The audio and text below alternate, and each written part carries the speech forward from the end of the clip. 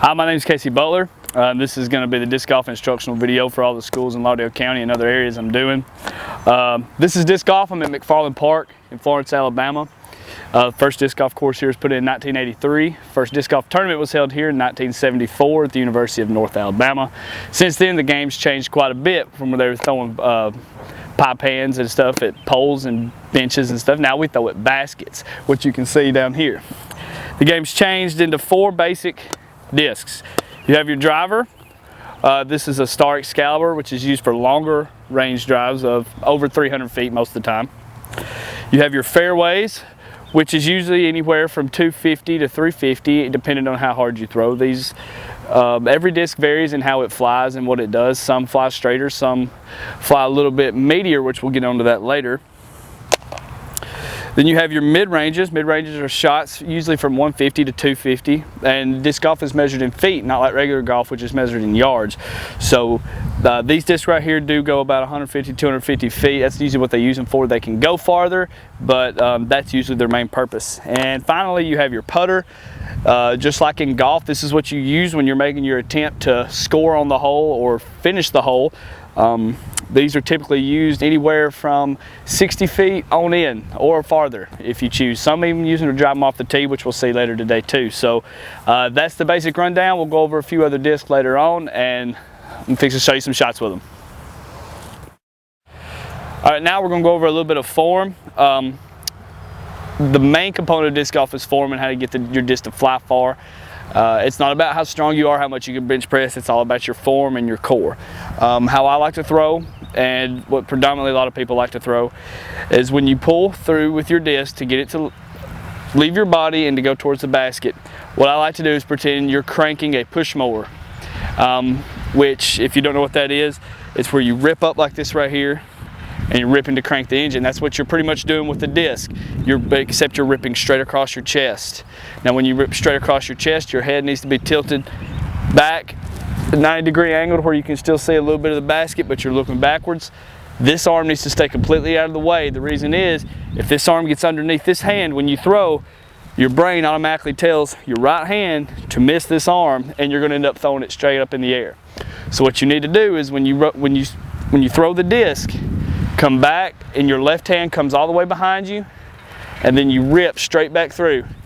Now here comes the important part on how you get your distance and how you get the disc to fly the farthest you possibly can. In your hips have to rotate with your spin of the arm. So whenever you come through with your disc, your hips are also rotating through. It's parallel to your upper body. So when your hips to the right, here's your elbow, and you're pulling straight through and releasing straight across your chest. Don't get into the habit of coming down across your stomach or up across your shoulders. Not only because the disc won't go far, it can lead to you pulling some muscles or something like that. Now for beginners, it's a good idea just to stand at the end of the tee pad, line up with your target, make sure your feet are pointing directly at the target, your heel is pointing directly at the basket. And then you're just going to lean back and rip through and throw the disc. Now when you get more advanced, you can start using some footwork in there, but we'll talk about that a little bit later. But that's pretty much how you throw the disc, and like I said, if you're left-handed, everything's going to be flipped for you. It just takes a lot of practice and control, a lot of core body work to get everything moving, and you should be throwing it far in no time. All right, now for the footwork, when you get more advanced, what you're going to do is called an X step. What an X step is, it allows you to approach the end of the tee pad. So when I like to start my X step, like I said, this is going to be flipped. If you're left-handed, just switch the feet. My first step is going to be with my right foot, taking a very small step. Then my left foot is going to X directly behind my right foot. Then this next step is when I rotate my body and pull my disc back. That's my biggest step. And then I'll come back through with my left foot. And that's when you throw the disc at this point. All your body weight should be directly over your right heel, and then your left leg comes follow through and finishes out strong with the throw. And that's the X step.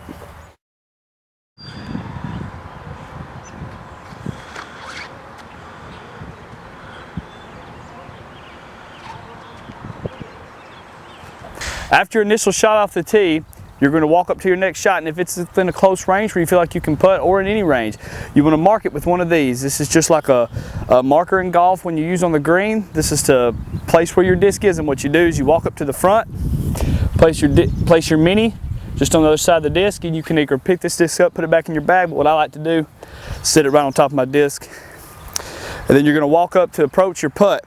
And there's really no right or wrong way to putt. It's just pretty much what feels good to you. What feels good to me, my hand opened up underneath the disc, index finger on top, thumb pressed against it. I like to line up kind of sideways. I'll mark my shot and hopefully it goes in.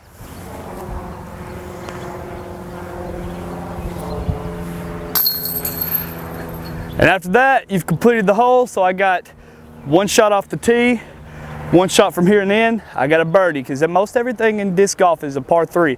Every now and then you run into par 4s, par 5s, but predominantly this course, it's a par 3, so I just got a birdie and now I'm shooting one down. This hole here is hole number 11. It's 245 feet from the pin to this tee pad. Right in the middle, you can't really see it, is water. If you land in the water, you have to take an optional. You can take an optional re-tee, or you can place your disc at the last place it went in bounds. That's the rules in disc golf. Now, normally on this hole you'll see a mid-range stone, but I really like to use my putter on this hole. It glides out very well, and hopefully to go in the basket. So let's see.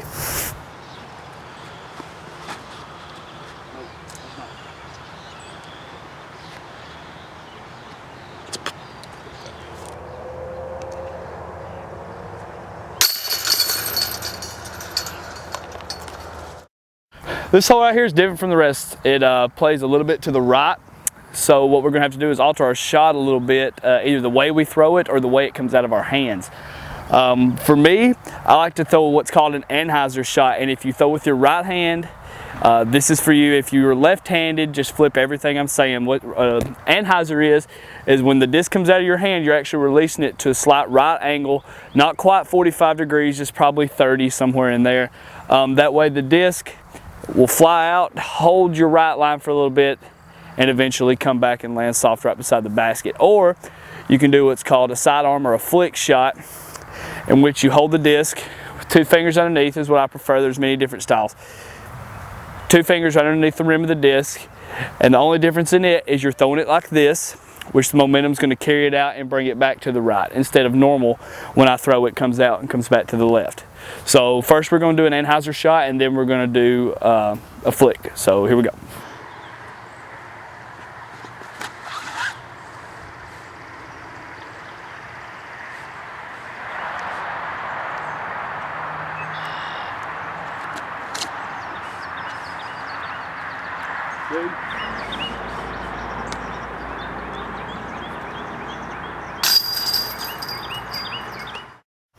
All right, this hole we're gonna go over a different type of throwing style. Last hole we went over Hyzer, which is when you hold the disc to the right. Now we're gonna go over a more basic form, and that's Hyzer. And that's where you let the disc go to the left, pointing down, same degree angle, about a 30-degree angle coming out of your hand. For right hand, backhand, this causes the disc to go out and spike straight down to the left, and sometimes it'll skip up. On this shot, it plays predominantly right to left, or you can play it left to right, or you can go straight to the center. But for me, I like to do a big Hyzer, go up over the trees right here, and hopefully land within 5–10 feet of the basket.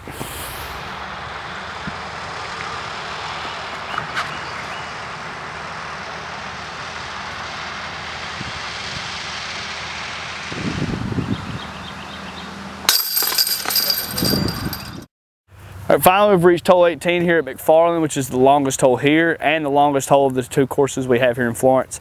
It registers at 546 feet. Now on this hole, you're not going to have your typical throw, go up, putt, go to the next hole. You're going to have to actually throw 1, maybe 2 approach shots to even get to the basket. Technically, this hole is a par 4, but everybody plays it as a par 3.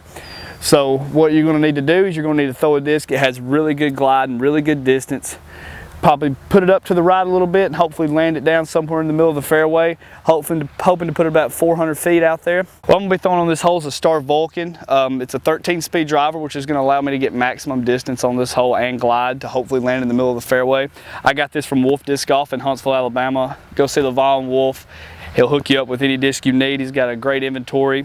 He's actually the one who helped sponsor this, who's helping me with local schools. He's donating a basket, and he's donated over 20 discs to Central High School. So anytime you get a chance, thank Levon. He's a great ambassador to the sport, and he's a great ambassador to disc golfers everywhere.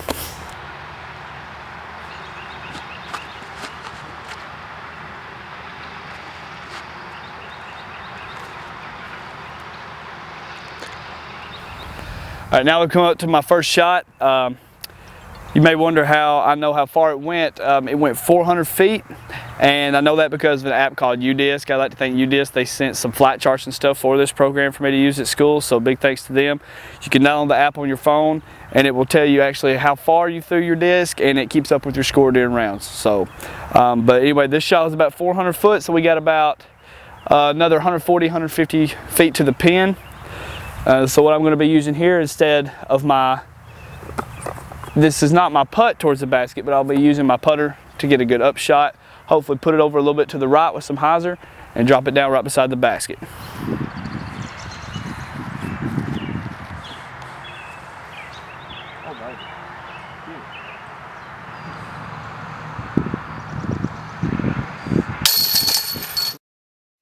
All right, that's the end of the video. I'd like to thank everybody who made this possible. Wolf Disc Golf, UDisc, all the schools in the area who are interested in letting their kids learn about disc golf. Thank you so much. Big thanks to the film guy, Will Corey, for helping me put all this together. Couldn't have done it without him. So if you're interested in having a disc golf clinic in your school, please contact me. You can find me on Facebook or Twitter. I'd be more than happy to get with some people and get some discs and possibly a basket out to your school. This is one of the fastest growing sports in the country, and we'd really love for young kids to get involved with it and grow the sport. Thanks guys, and go disc golf.